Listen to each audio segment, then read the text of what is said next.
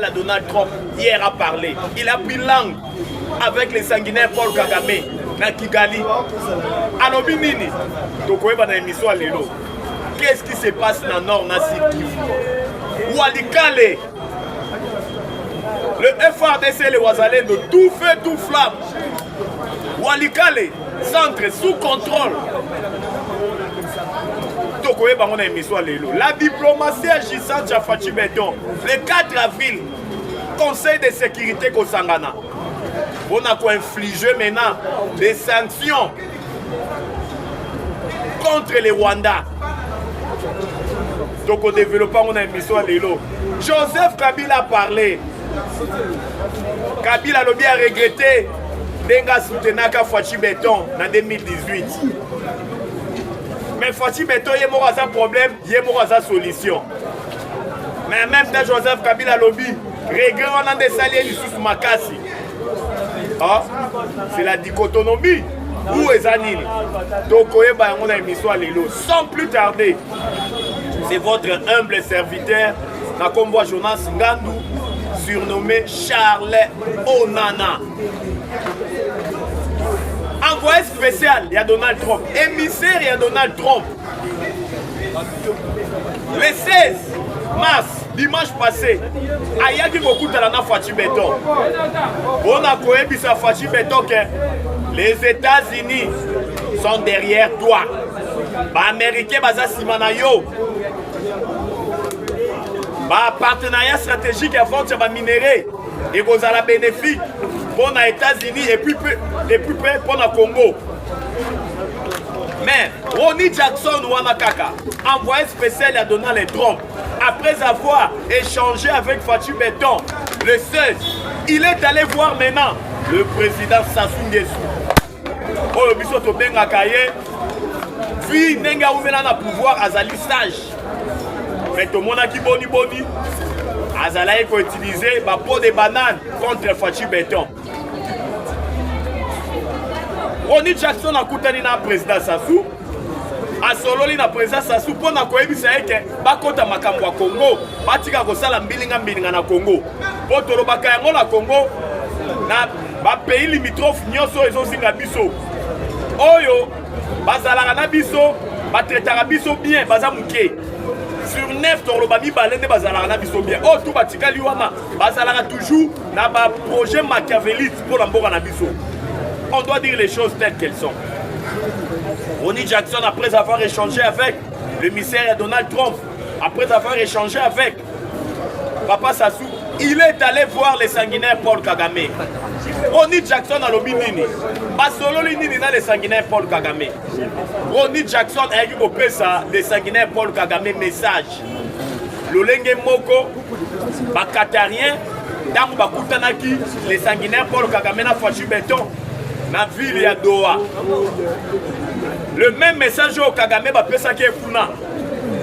Le même message au Ronnie Jackson. A pesa ki Kagame lobi na mboka ya Rwanda. Ayebisi les sanguinaires Paul Kagame. Bimisa ba militaire dans le Congo pendant qu'il est temps.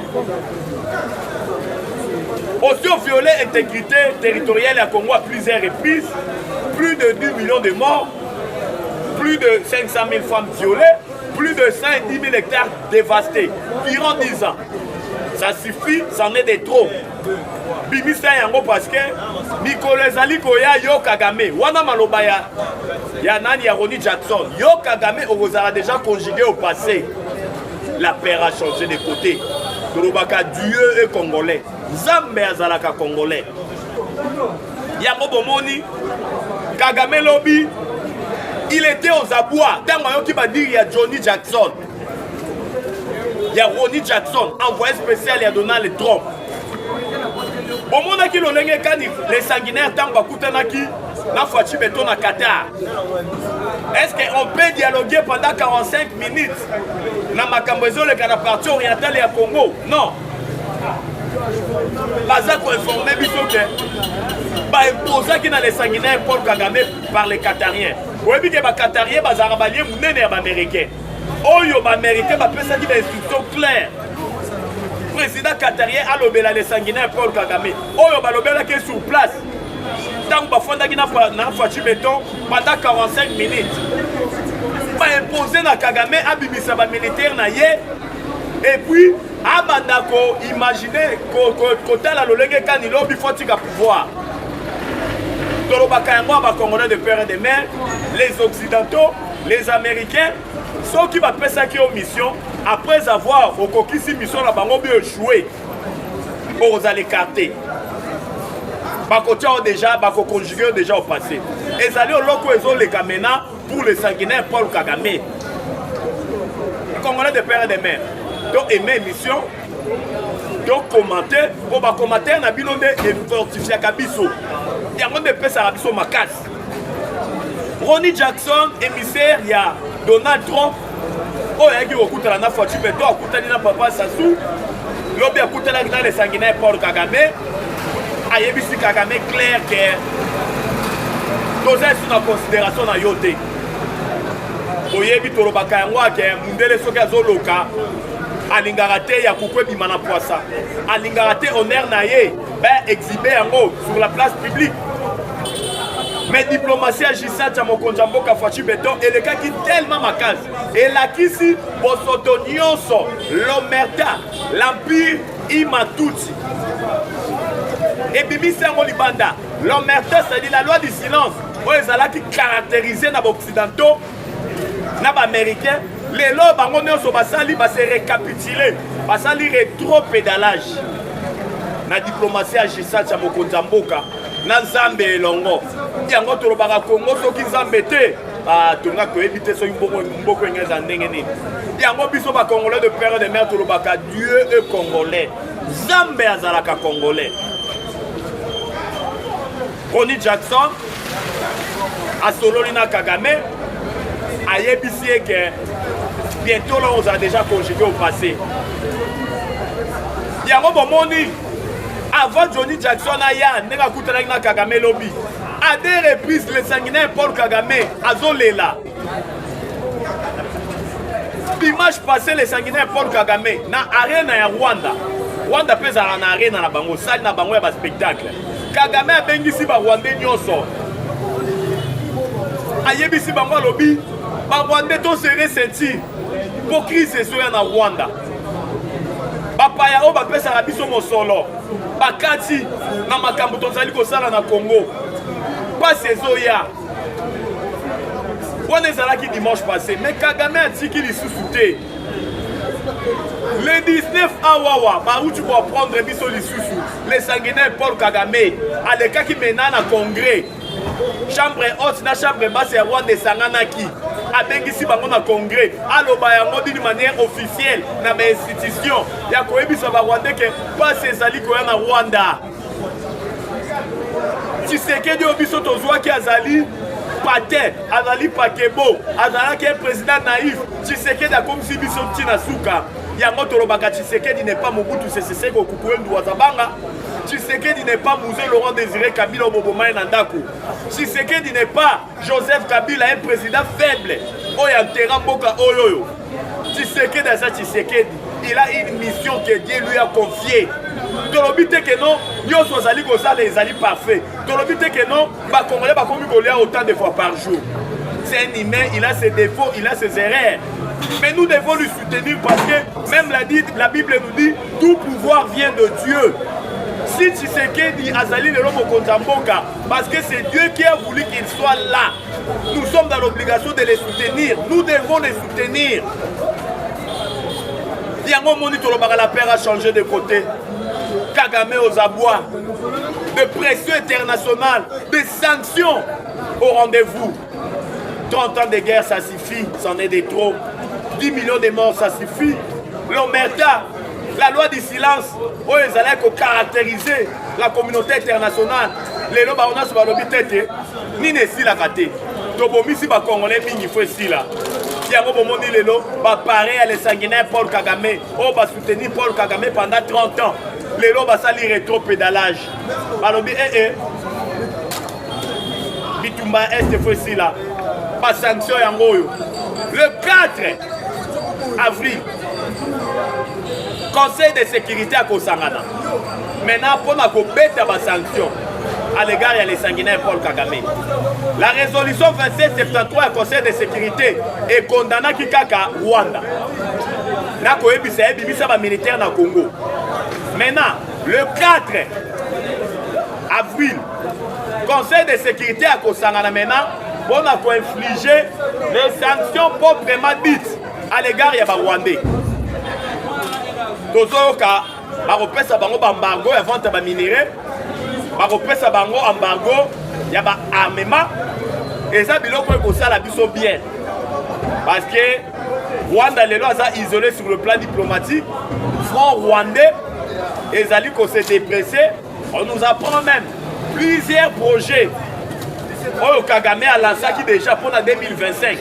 Oui, bien que na Rwanda na 2025 ba vota ki budget ya 4 milliards. Donc 30% il y a budget wana, il fallait que uta na mosolo ba pa ba pesaka o ba benga ba plus budgétaire. Mosolo ba mboka nyonso pesaka bango. Bongo ba pesaka bango partout. Mais la plupart il y a ba partenaires na bango. Ba kataki ba aide financière wana parce que ba Rwandais bazali ko boma ba Congolais, ba Rwandais ba violer charte des Nations Unies, o pekisi agression. Oh le Rwanda za isolé diplomatique. Yango bazali ko prendre biso plusieurs projets arrêtés et ça même na ba paiement à niveau ya Rwanda. Côté fonctionnaire, côté ba soldat ba militaire, la paire a changé de côté. Zamba zalaka congolais. Yango bomoni lelo Kagame biloba loba. Alobi dimanche, alobi le 19, biloba loba. Sans plus tarder, ni les alliés koleka na partie orientale. Non kifu na sud kifu ni les alliés koleka. To se plagi lobi na bravoure. Ya député honoraire na kombo Bitakwira. Nenga yaki ko mobiliser lobi ba wazalendo na province ya Sud Kivu. Na territoire ya Uvira. Bitakwira lobi a mobilisé ba wazashu, ba wazalendo. Aisi bango boyi kampiko. Bitumba auto ko gagner. Uvira nde eko libéré Bukavu, Uvira nde eko libéré Goma. Na maboko ya armée rwandaise. Ba komi déjà essoufflé. Bazoe baté à quelle science? C'est voué. C'est pas une initiative à Bitakwira. Au moment où je vous parle, territoire ya Walum. Et ça, cimetière ya armée rwandaise. Ceux qui baillent kaka baningani pour baluka ko attaquer, ba beta mis en désordre. Na haut plateau côté à Minembo. Oyoyo, groupe armée rwandaise les alliés ko soutenir. Bazo beta en désordre.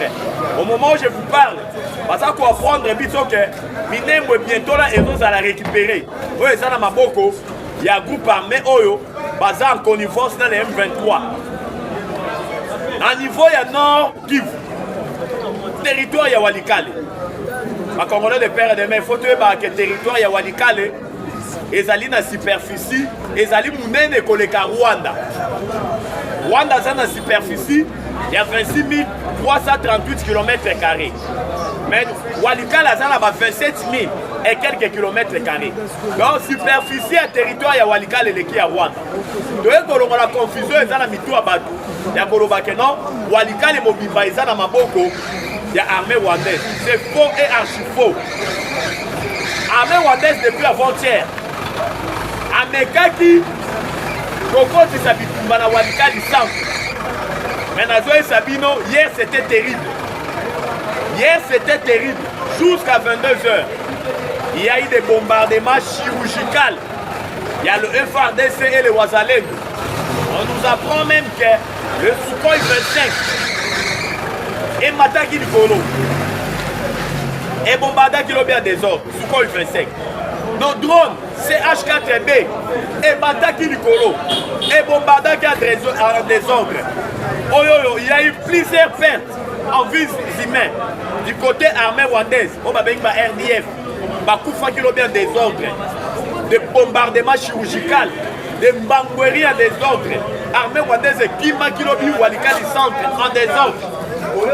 Donc c'est ma Congolais que Walikale ezali mene koleka Rwanda. Baya koko sabino te que Walikale mobimba eza na maboko ya armée rwandaise. Donc eza na quelques villages où bazali ko contrôler. Parce qu'il faut qu'il y ait une guerre médiatique. La guerre de l'Est, les gens qui occupent guerre médiatique macasse. L'armée rwandaise à Salaka. Il y a d'autres alliés qui sont en Congolais de père et de mère. Pour que ça m'atoye, il y a des fake news. Il y a des informations à l'Ukutate. Pour l'actualité de l'air, il y a des chaînes qui sont pour que ça des informations à temps réel, des informations sûres, vérifiables et crédibles. La situation est sous contrôle dans le Nord Kivu. La situation est sous contrôle dans le Sud Kivu. Parce qu'en même temps, nous sommes en train, nous engageons des pourparlers. En même temps, la front militaire, si on sera dans l'obligation de se battre, la guerre va continuer. Le sanguinaire Paul Kagame, dans Qatar, à l'Oba qui cessait les faits. Malgré il y a Kosarakenon, il y a membre M23, il y a habité. Mais il y a Senga qui cessait les faits. Mais tout le monde a Rwanda changé Maloba. Alors, ben, membre cessé les faits. Tu as déjà modus operandi à les sanguinaires Paul Kagame. N'est-ce pas fonctionnement. N'est-ce pas ça tu comprends déjà. Yango, tu as dit Congolais, tu as dit militaire, tu as dit vigilant. La guerre va continuer. Parce que Gilles César Alobi, c'est lui qui veut la paix, prépare la guerre. On doit se préparer à la guerre, on doit renforcer notre armée, on doit se battre. Parce que Oeza Makambu, il y a Congo. Pour l'amour du Congo, Tokoloba, parce que tout ça va Congolais. Le Congo, c'est notre dénominateur commun. Le Congo appartient aux Congolais. Sans plus tarder, diplomatie agissante. Yamoko Nzamboka. On nous apprend que le M23 c'est une information en conditionnel. Le M23 à Qatar. Qatarien bon, on est talibé Qatarien. Bon, qui optique il y a dialogue, mais tu comprends que le M23 va dialoguer on a des armements. Dans le cantonnement à Bango, si seulement si l'armée rwandaise a autorisé Bango, parce que ce sont des patins de Pakibo, l'armée rwandaise a relobandé Bango Barosal. Le sanguinaire Paul Kagame a relobandé Bango Barosal. Parce que Bazan a une revendication claire. Bazan a une revendication et Rwandais ou Rwandais Baché Bango. Et à un moment, je vous parle, on nous apprend même au sein du M23, il y a des dissensions, il y a des impayements des salaires. Kagame a consacré le M23, les terroristes, ceux qui ont vu Goma, n'a foot à bino autant. Mais si les lots, plusieurs mois, il y a un paiement. Mingi les lots, qu'on se rendre Bango Moko, dans Maboko FRDC. Nous avons les informations. Bakomi qu'on se rende. Bakomi aux abois. Ministre Zoyate. Balobi armée rwandaise, ils sont très bien occupés par rapport à Bango. Bango soki bakufi, bazo kunda bango na ba force commune. Mais ba Rwandais bazo rapatrier ba corps na bango na Rwanda. Bazo lia comme se doit te. Armée rwandaise ils sont tinda bango, ba M23 oyo. Quelqu'un M23 baza ba congolais, soki bazui village, bazui territoire, ba kende ko piller population pour bazo ya kolia. Ba komi na suka. Yango tolubakawa. Olo na ologo za na bandeli. Olo na ologo za pe na suka na yango. Toye lisusu na émission lelo. Pour interpeller Mokonzi Mboka. Pour interpeller Fachi Beton. Tolobaka, dans le poto balobi, l'insecte qui ronge l'haricot se trouve toujours dans l'haricot. Il y a malheur à l'idée sur Zalaka na kati ya l'idée. Toye pour interpeller ministre ya finance actuel. Boyebi que tout ça dans la société moko mene. Na kombo ya Image SA. Image SA est une société ils ont tombé la biso ba pont métallique à travers toute l'étendue de la République. On est tombé biso plus de 100 ponts. Je dis bien plus de 100 ponts métalliques à travers toute l'étendue de la République. Mais Image SA, au moment où je vous parle, financement la banque a bloqué dans le ministère des Finances. Et pas il y a le ministre des Finances actuel. A bloqué le financement à Image SA. oyo ezokambama na mwana mboka boyebi yebi no nyonso tout ndeko Olivier babloke financement ya Image SA epai ya Doudou Fouamba oyo azali actuel ministre ya finance oyo bazosenga ba retro commission toza na posa ya banti valeur ya modèle wana te toza na posa banti valeur wana te bato bazo rendre Fatim mauvais service. Ce sont des gens qui sont tout autour de lui. Des rétro-commissions, des commissions. Oh, biso tozali côté les méla. Dans le ministère il y a finance. Des rétro-commissions en rétro-commissions. Tous les factures il y a Image SA. Oh, et tongela biso ba pomme métallique. Bloqué dans le ministère il y a finance. Tu éviter ma raison ni nous ont motivé bongo. Basé na vision mokonza mboko yote ba bengi le peuple d'abord.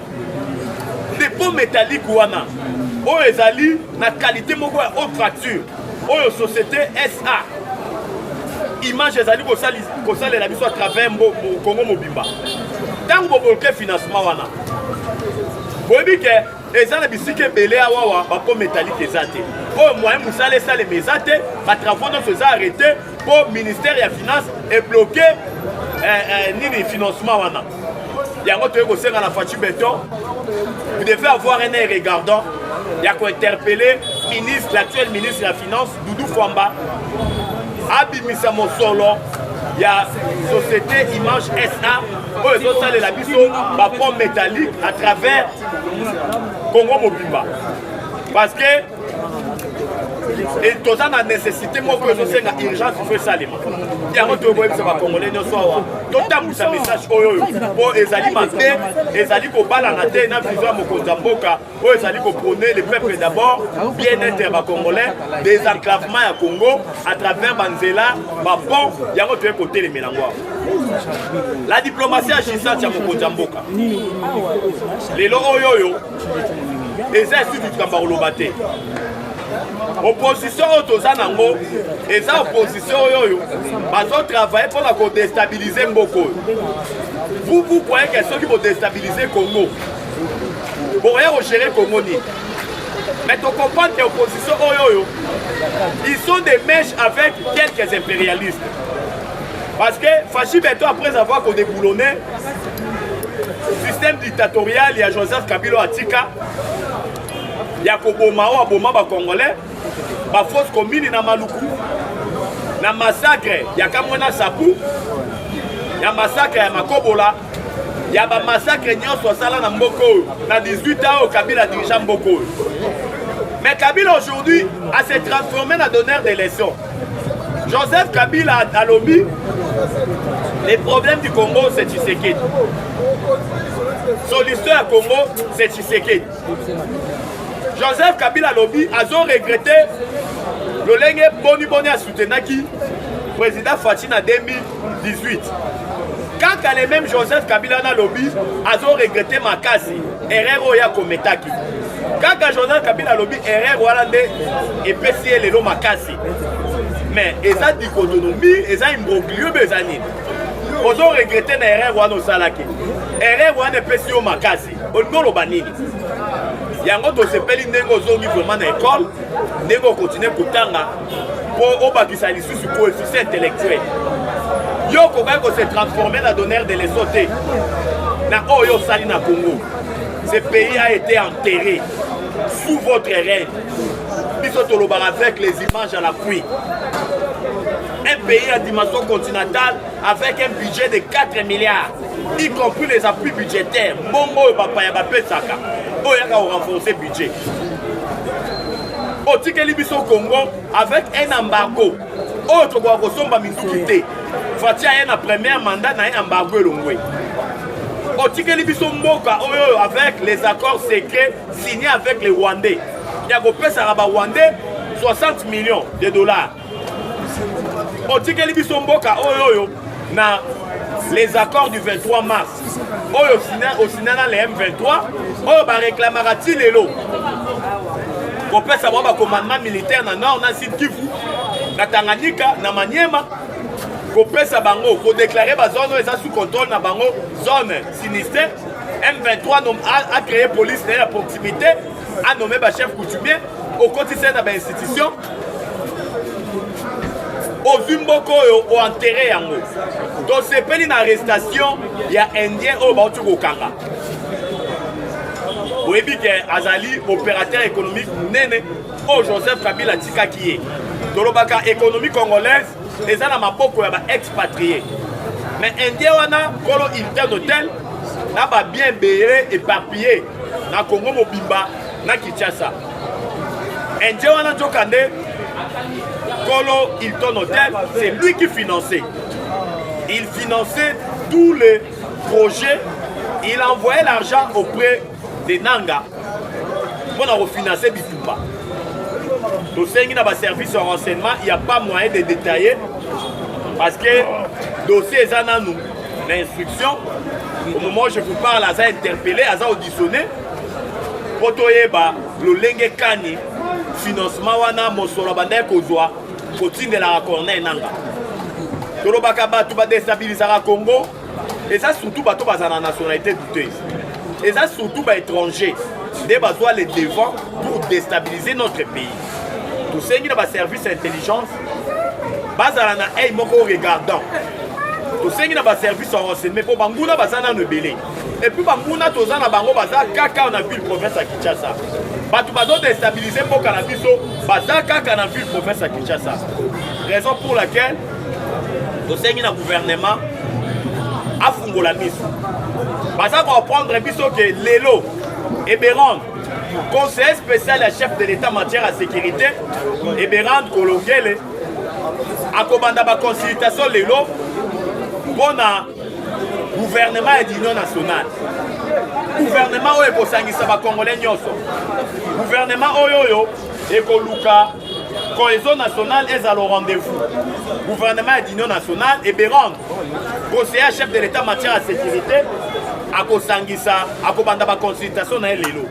C'est une très bonne chose, une initiative louable, parce que nous voulons la cohésion nationale.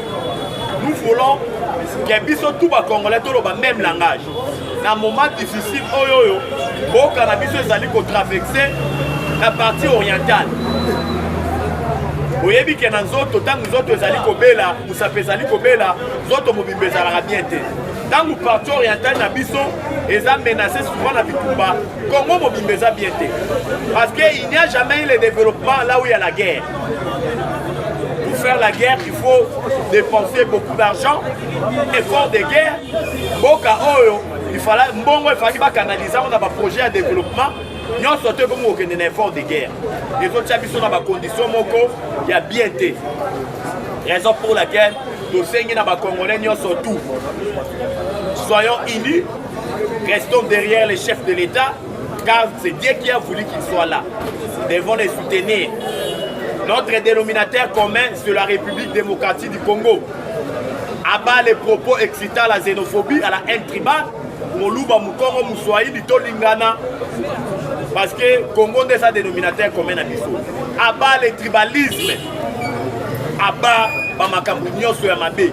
Tolo Bakamaloba Yamalam pour Namboka na Bissau. Parce que Bissau tout aux alibas congolais, ba diaspora partout. Je dis que vous allez que Bénin na Itando Ike na Bino.